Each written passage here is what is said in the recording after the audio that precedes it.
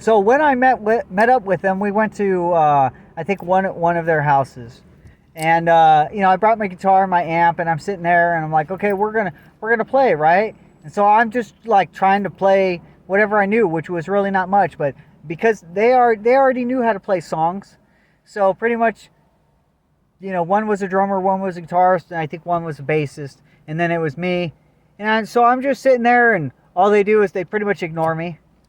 They didn't want to like play anything different except what they already knew, which was songs that most people who play guitar, they play a lot of the popular bands, like Korn or Sublime or whoever else. And I didn't know that stuff. I wasn't confident in my capabilities to play guitar. I didn't have enough time and practice, and I was more of a I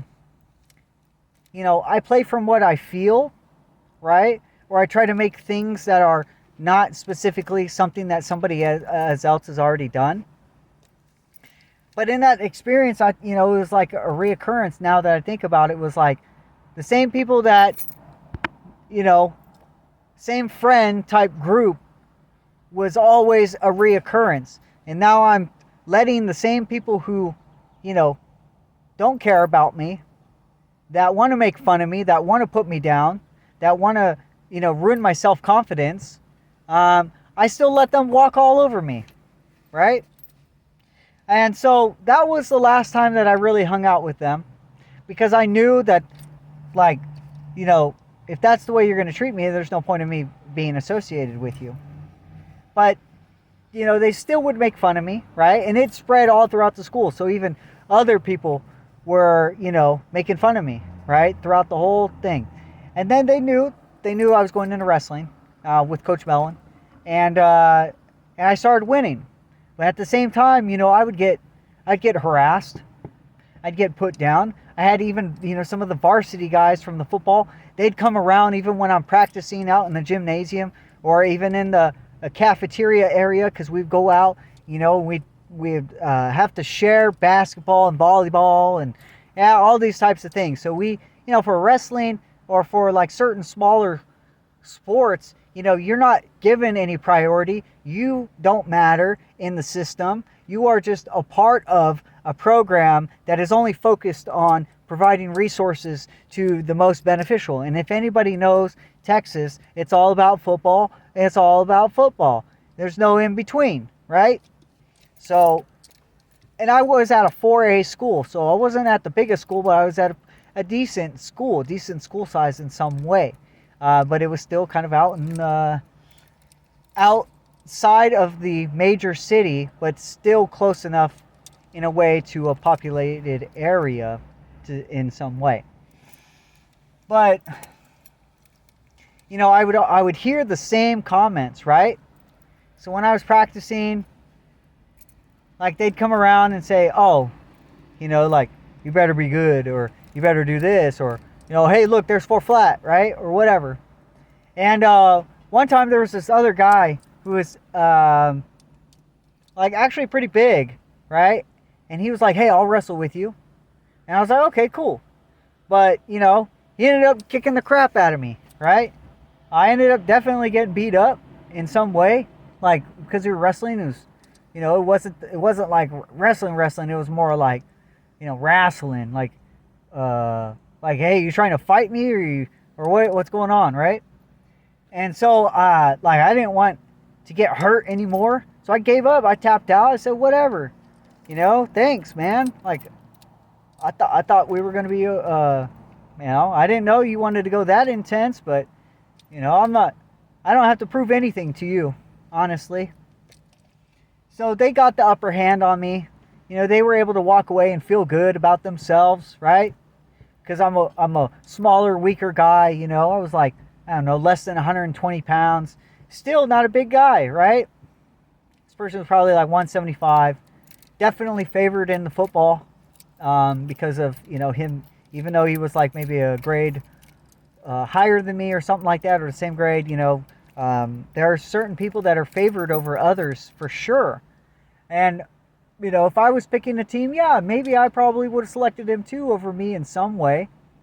But then again, it depends on what kind of task, you need someone to perform. If you put all of your best players out and everybody knows that you're going to go to all your best players, why wouldn't you pick a player that they already know, that the other team, the opposing player, already knows that you are not going to use? Why wouldn't you use them?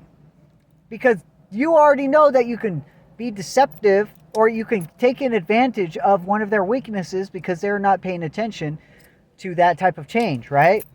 So I thought to myself, like, okay, maybe I could be a secret weapon. Maybe I could be someone that could benefit them in a time when they actually need it and when nobody's suspecting it. So I didn't let that deter me from still going out and using all the pain that I had from my experiences up until then, or even with my father, or excuse me, my dad, because I only have one father, and that's Father God, right? And I ask all of you, if you do, you should ask for forgiveness because it doesn't hurt. You should believe in Jesus. You should believe in God. And that's an unpopular opinion, but that is what it is. And that's not going to change for me. And you're listening to this story. So it is what I say it is, and that's how it is, because that's what God says it is, that you should go to God in your life, right? Now, because I'm out in a religious-focused, or at least a football-focused area, I still wasn't someone who went to church, right? But when I was there and I was dealing with that in wrestling, I did, there were a lot of gossip that was going on. There was, in fact, someone that I met, and I thought she was pretty cool. But because I had a teammate who was on my class, or a teammate who was like a junior or senior or something like that, I was with this person, and I performed, and I thought I was doing good, and I thought some of these people were my friends, right?